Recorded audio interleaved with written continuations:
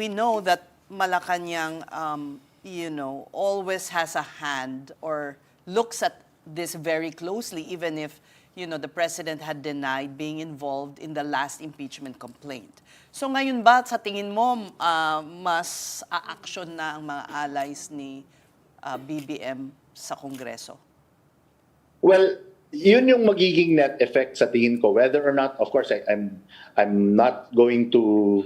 I'm not in a position to provide commentary whether this is orchestrated or this is being strategized by any political advisor or the president himself. But definitely, this will have that effect.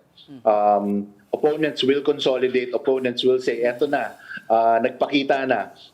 Dati nasa radar pa lang eh." Di ba? Think of it like I don't want to compare our vice president to Godzilla. My God, that's just awful. For some reason, it's the first thing that entered my mind. Nakikita ninyo na eh, di ba? Blip on the radar. Ito, pagtingin ninyo, nandiyan na, emerged from the sea, already there in the cityscape. So this will have that very, very.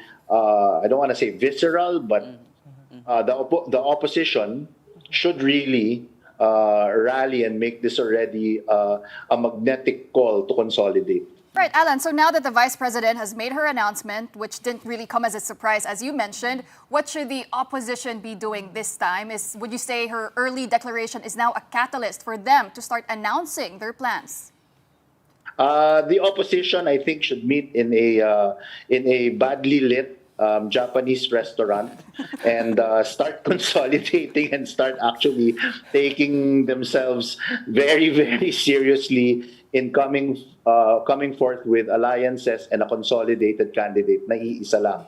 The best part about the Filipino, well, not the best part. Actually, no.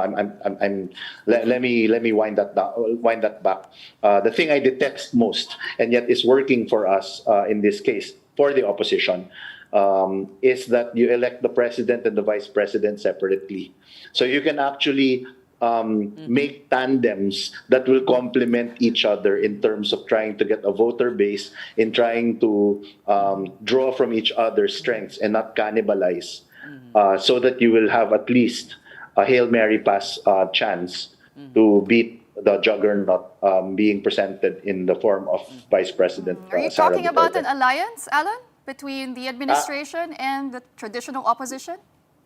Orange is the new black, sabi nila, di ba? Red plus yellow equals orange. Yes, absolutely. If there are more than, well, I don't want to get into the nuts and bolts of it and bore you with game theory and such, but it has to be a consolidated candidate talaga.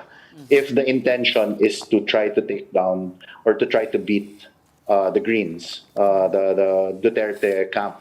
And that has to be very thought of in terms of who is going to be number one, the president, and who is going to be number two, the vice president.